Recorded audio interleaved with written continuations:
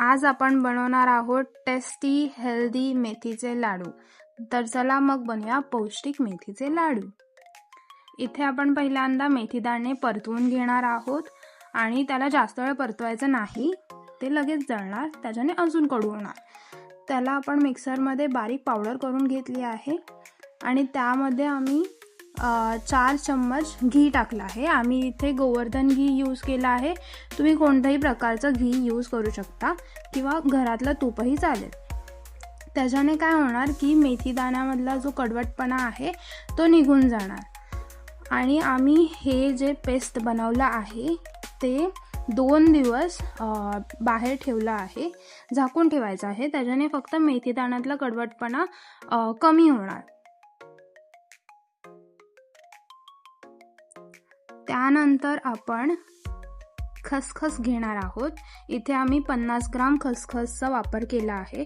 त्यालाही मीडियम फ्लेमवर परतून घ्यायचं आहे। हे पण खूप बारीक आहे तर हे लगेच भाजणार, तुम्ही जास्त वेळ त्याला परतवू नका। जसं की तुम्हाला दिसतंय 2-3 मिनिटं आम्ही परतवलं आहे आणि मग खसखस आपली रेडी आहे। नंतरनं आपण घेतले आहेत 250 ग्राम बदाम। तुम्ही तुमच्या हिशोबाने थोडे वाढवू शकता, आम्ही इथे पाव किलो बदामाचा वापर केला आहे।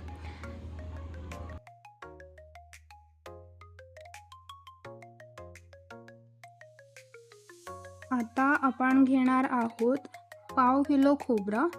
हे आम्ही अर्ध कापून घेतलं आहे आणि अर्ध किसून घेतलं आहे, कारण ते आम्ही जेव्हा किसलं त्याच्यानंतर हे त्याचे जे पार्ट्स उरले होते ते मस्त बारीक कापून त्याला आपण चांगल्यापणे भाजून घ्यायचं आहे, जोवर ते थोडंसं ब्राऊन होत नाही तोवर।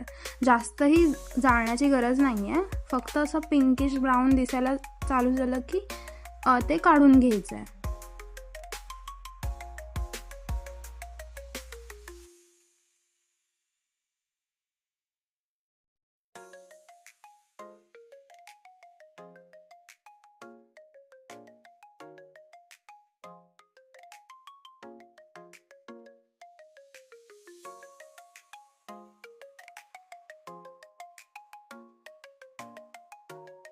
आता तव्यामध्ये किसलेलं खोबरंही भाजून घेऊ।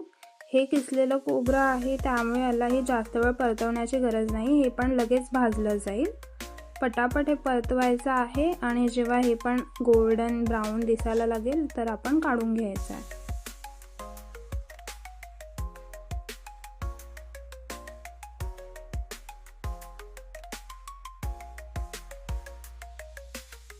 लाडू बनवण्यासाठी आपण इथे 750 ग्राम खारीक, मेथी दाण्याची पेस्ट, 50 ग्राम मनुके, 50 ग्राम खसखस, थोडंसं शेंगदाण्याचा कूट, पाव किलो खोबरं आणि पाव किलो बदाम घेतले आहे। इथे आपण पाव किलो घीचा वापर केला आहे।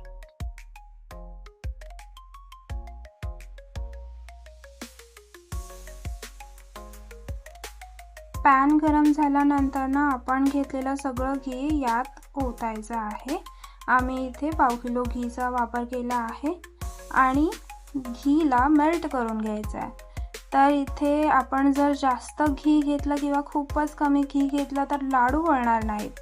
आम्ही सांगितलेलं जेवढं इन्ग्रेडियंट्सचं मेजरमेंट आहे त्याप्रमाणे पाव किलो घी एकदम बराबर पोर्शन आहे, त्याच्याने अगदी चांगले लाडू वळतात।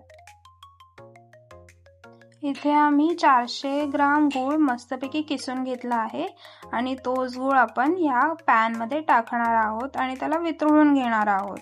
तर आपण इथे मीडियम फ्लेमवरच कंटिन्यू आपला चम्मच हलवत राहायचा आहे, जेणेकरून गूळ खाली चिकटला नाही पाहिजे आणि प्रॉपर वितळला पाहिजे।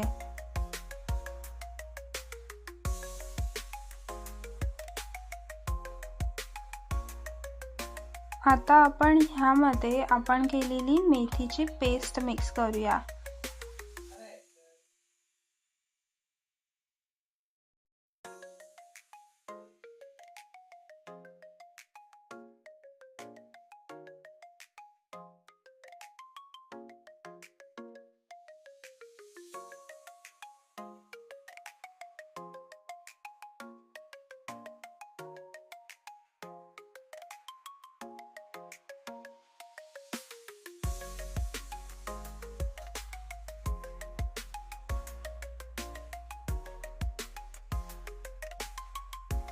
जेव्हा गूळ पूर्णपणे वितळेल तेव्हा ते मिक्सचर आपण एका मोठ्या कढईमध्ये काढून घेणार आहोत आणि त्याला कंटिन्यू स्टर करणार आहोत, जेणेकरून ते कढईला चिपकलं नाही पाहिजे. आणि थोडा वेळ आपण अजून गॅस चालू ठेवणार आहोत मीडियम फ्लेमवर आणि त्याला सातत्याने हलवत राहा, बिकॉज गूळ परत कढईला खाली चिपकू शकतो.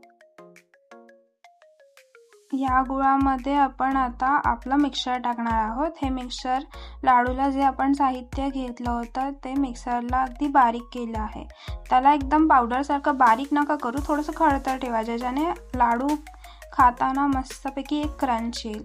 यामध्ये आपण मनुके सोडून बाकी सगळं मस्तपैकी बारीक करून टाकलं आहे आणि हे आपल्याला आता घीमध्ये प्रॉपर मिक्स करायचं आहे, जेणेकरून घी प्रत्येक मिक्सरला लागलं पाहिजे. थोडंसं पण असं ड्रायनेस दिसला नाही पाहिजे. प्रॉपर मिक्स करा आणि घी पूर्ण मिक्सरमध्ये सोक झालं पाहिजे आणि त्याच्यामुळे आपले लाडू एकदम नरम होणार आणि एकदम फ्लेवरफुल होणार. जेव्हा आपलं हे सारण गरम असणार तेव्हाच आपल्याला पटकन लाडू वळून घ्यायचे आहेत. जर हे सारण थंड झालं तर लाडू वळणारच नाहीत. म्हणून आपल्याला हे लक्षात ठेवायचे की सारण गरम असताना आपण लाडू वळून घ्यायचे आहे. हे मिक्सचर रव्याच्या लाडूसारखं आहे. ह्याला आपल्याला दाबून दाबून असं लाडूचा मस्तपैकी आकार द्यायचा आहे आणि ही लाडू एकदम भारी लागणार. तुम्ही ही रेसिपी ट्राय करून बघा आणि खाऊन बघा की याची चव कशी लागते, कारण आमच्या फॅमिलीमध्ये हे लाडू सगळ्यांना आवडले आहे. एकदम टेस्टी आणि हेल्दी पौष्टिक लाडू.